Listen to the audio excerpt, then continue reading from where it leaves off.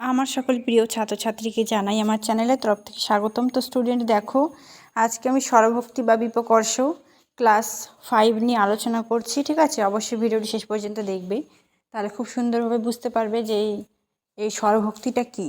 ঠিক আছে, বা বিপকর্ষ কী। স্বরভক্তি এবং বিপকর্ষ কিন্তু একই বিষয়, এটা কিন্তু মাথায় রাখবে।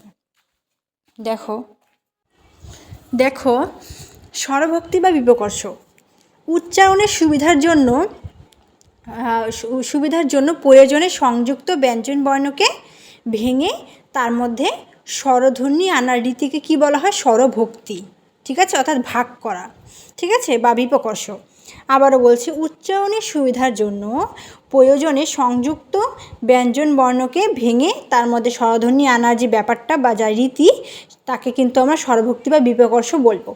আরও যদি ডিটেলসে আমরা জানতে চাই তাহলে দেখতে পাবো, দেখো এখানে স্বরভক্তি উদাহরণ এবং বিশ্লেষণ করছি। স্বরভক্তির উদাহরণ বাংলা ভাষায় প্রচুর দেখা যায়। ঠিক আছে, যেমন কর্ম।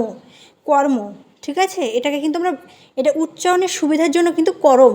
ঠিক আছে, কর্ম, করম। ঠিক আছে, যেমন ধর্ম, ধরম। যুক্ত বর্ণটাকে কিন্তু আমরা ভেঙেছি এখানে। ঠিক আছে, ওপরে যে রেফটা আছে সেটা ভাঙার পরে কিন্তু এই ধরমটা আসছে। বর্ষা, বর্ষা। ঠিক আছে, মানে যুক্ত বর্ণকে কিন্তু এখানে আমরা ভেঙে ভিতরে স্বরধ্বনি আনলাম, এটাই কিন্তু স্বরভক্তি। যেমন স্নান, সিনান। ভক্তি, ভক্তি। তারপরে ত্রুপ, তুরুপ প্রভৃতি। এখন আমরা একটি উদাহরণের ধ্বনি বিশ্লেষণ করে দেখাবো কিভাবে স্বরের আগমনের ফলে যুক্ত ব্যঞ্জনের ভক্তি ঘটেছে। ঠিক আছে, দেখো এখানে বলছে স্নান, সিনান। উদাহরণটিকে ভাঙলে আমরা কি পাবো? স যুক্ত ন যোগ আ যোগ ন। তারপরে এটাকে আমরা ভাঙলে কি পাচ্ছি? স যোগ রস্যই যোগ দন্তান্ন যোগ আ যোগ ন। তাহলে তোমরা এখানে বুঝতে পারলে আমরা কিন্তু এখানে কিন্তু জিনিসটাকে ভাঙলাম।